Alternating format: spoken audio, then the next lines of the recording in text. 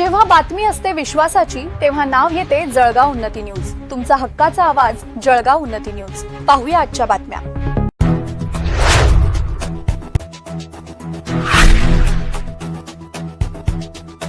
प्रतिमेमधील आता कुटुंबाऐवजी व्यक्तिनिहाय मिळणार मोफत रेशन ही बातमी खालीलप्रमाणे टाईप करून दिली आहे. नाशिक एक्सप्रेस विशेष वृत्त. केंद्र सरकारने राष्ट्रीय अन्न सुरक्षा कायद्यात NFSA मोठे फेरबदल करण्याचा निर्णय घेतला आहे. यामुळे देशात शिधापत्रिका धारकांना मिळणाऱ्या मोफत धान्याच्या वाटप पद्धतीत मोठा बदल होणार आहे. आतापर्यंत कुटुंबातील सर्व सदस्यांच्या नावावर धान्याचे वाटप होत होते, परंतु नवीन नियमांनुसार आता कुटुंबाऐवजी व्यक्तीला प्रमाण मानून धान्याचे वाटप केले जाईल. व्यक्तिनिहाय वाटप केल्यामुळे आता कुटुंबातील प्रत्येक सदस्याला ठराविक प्रमाणात अन्नधान्य मिळेल.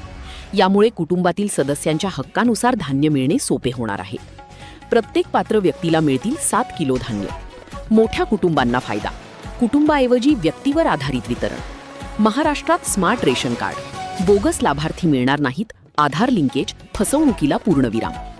केंद्र सरकारच्या या ऐतिहासिक निर्णयाचा सर्वात जास्त फायदा मोठ्या कुटुंबांना होणार आहे. आतापर्यंत एका कुटुंबाला 1 युनिट मानून ठराविक धान्य दिले जात होते, पण आता नव्या नियमांनुसार प्रत्येक व्यक्तीला 7 किलो धान्य मिळणार आहे.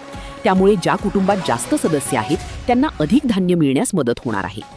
या नवीन धोरणामुळे ज्यांनी रेशन कार्डमध्ये बोगस नावे समाविष्ट केली आहेत किंवा एकाच व्यक्तीचे नाव 2 ठिकाणी आहे, अशा बोगस लाभार्थ्यांवर चाप बसेल. नवीन नियमानुसार रेशन कार्ड, आधार कार्ड आणि बायोमेट्रिक KYC प्रणालीशी जोडणे बंधनकारक करण्यात आले आहे. यामुळे केवळ खऱ्या आणि गरजू लाभार्थ्यांपर्यंतच शासनाचे मोफत धान्य पोहोचू शकेल.